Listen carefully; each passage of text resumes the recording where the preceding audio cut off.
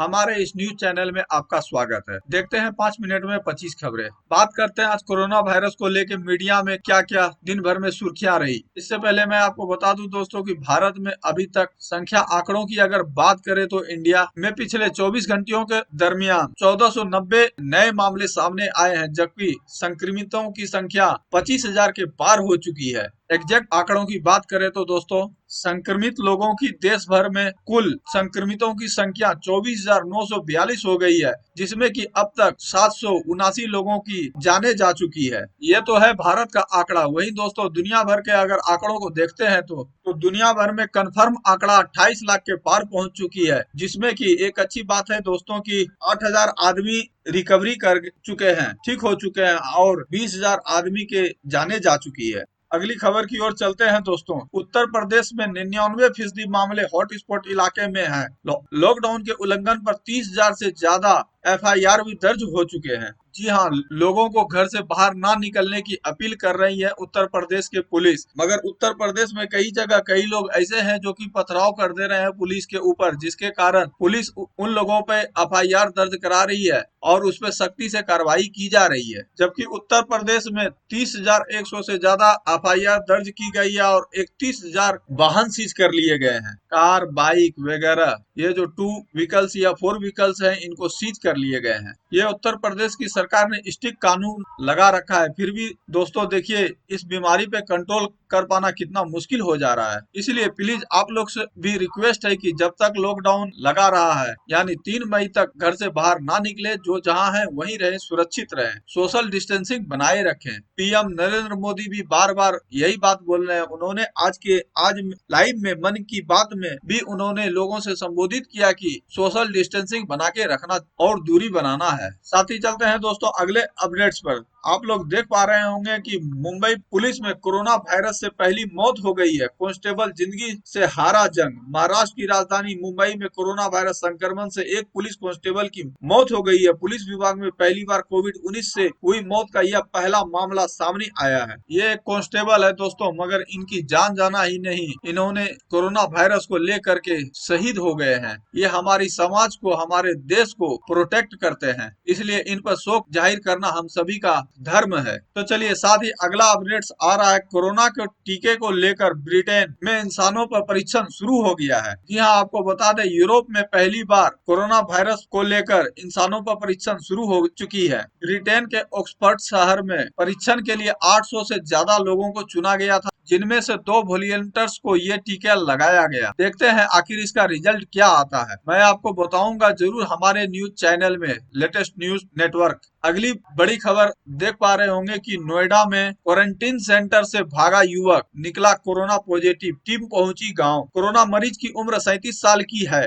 वह नोएडा के किसी ढाबे पे काम करता था। कई दिनों से उसमें कोरोना के लक्षण देखने को मिल रहे थे, जिसके बाद कोरोना के शक में नोएडा के ही क्वारंटाइन सेंटर से उसे भर्ती किया गया था। देखिए दोस्तों किस तरह से लोग सरकार का साथ नहीं दे रहे हैं, बल्कि वो अपनी ही मनमर्जी लगा रहे हैं। यह लड़का 37 साल का था, एक ढाबे में काम करता था। उनको कई दिनों से शक हुआ कि वो कोरोना के संक्रमित हो चुके हैं, तो उनको क्वारंटाइन में भर्ती कर लिया गया। वो क्वारंटाइन से भाग गए। ऐसे में मेरी रिक्वेस्ट है उन लोगों से जो क्वारंटीन में रखे गए हैं, कृपया वो क्वारंटाइन से भागे नहीं। भागने पर वो अपने परिवार के, अपने समाज के और अपने देश के दुश्मन बन सकते हैं। क्वारंटाइन में रखने से उनका इलाज सही तरीके से चल सकता है। ऐसे भागने से एक दूसरे के प्रति बहुत से लोगों में कोरोना के संक्रमण होने की संभावना बढ़ सकती है। अगला अपडेट आ रहा है दोस्तों, 3 मई के बाद खोलना चाहिए लॉकडाउन। बीबीसी से भारत के चीफ इकोनॉमिक एडवाइजर से लाइव बात हो रही है। ये बीबीसी की तरफ से चीफ एडवाइजर जो है, उनका ये कहना है कि दोस्तों 3 मई से लॉकडाउन को खोलना चाहिए। आखिर उन्होंने ये बातें क्यों बताई हैं, इससे ज्यादा जानकारी आप bbc.com पर जाके आप जरूर चेक कर सकते हैं।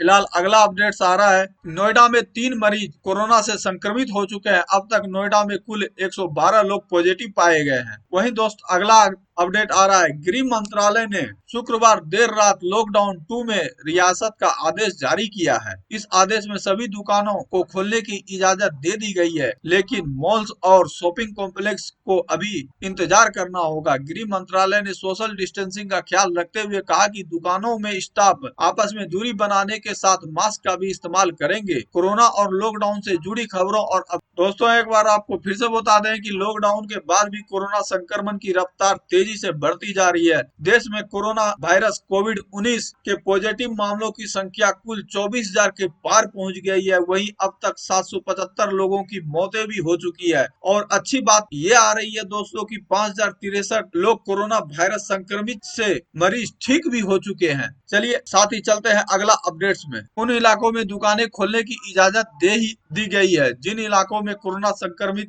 केस अभी तक नहीं मिले हैं, जो कि ग्रीन जोन में शामिल हैं। वो इलाकों में कोरोना पॉजिटिव के केस अभी मिले ही नहीं या मिले हैं तो वो ठीक हो चुके हैं। वो इलाके जो ग्रीन जोन में हैं, जहां कोरोना संक्रमितों की संख्या नहीं है या हुए है तो वो सब कुछ ठीक हो गए हैं, तो उन इलाकों में मोदी सरकार की तरफ से दुकानें खोल देने का आदेश मिला है। उसमें भी सोशल डिस्टेंसिंग जरूरी है, मास्क लगाना जरूरी है, आपस में एक दूसरे से दूरी बना के रखना जरूरी है। बिहार में भी दोस्तों इसी तरीके का मामला देखा गया है। कोरोना टेस्ट पॉजिटिव आने के बाद भागा मरीज, कई विभागों में था भर्ती, सील हो सकता है अस्पताल। बिहार में शनिवार को कोरोना वायरस संक्रमण के 5 नए मामले प्रकाश में आने के साथ ही राज्य में कोविड-19 से संक्रमण के मामला बढ़कर 228 हो गए हैं। बिहार में भी दोस्तों काफी तेजी से कोरोना संक्रमितों की मरीज की संख्या में वृद्धि हो रही है। साथ ही अगला अपडेट्स पे चलते हैं। मुंबई और पुणे में 18 मई तक बढ़ सकता है लॉकडाउन, महाराष्ट्र के स्वास्थ्य मंत्री बोले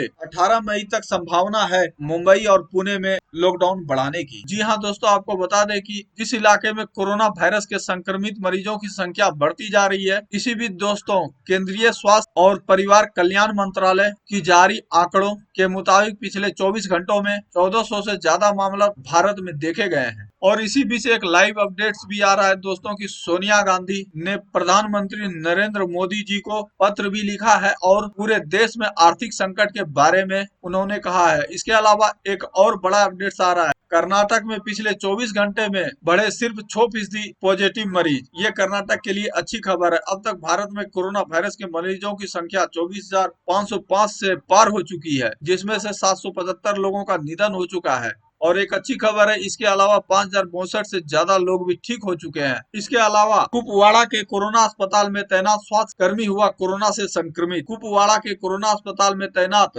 गौनीपोरा के एक स्वास्थ्य कर्मी का कोरोना टेस्ट पॉजिटिव मिला है। मरीजों को आइसोलेशन में रखा गया है, प्राथमिक संपर्कों को सैंपल में भेज दिया गया है। इसके अलावा महाराष्ट्र के यतमाल में 15 लोग कोरोना पॉजिटिव पाए गए हैं। ये महाराष्ट्र के यतमाल जिले में 15 लोगों का कोरोना पॉजिटिव पाया गया है। इसी के साथ ही जिले में कुल मामलों की संख्या 30 के पार हो गई है। जिला कलेक्टर एमडी सिंह ने कहा कि इस जिले को सील कर दिया गया है और हॉट स्पॉट घोषित कर दिया गया है।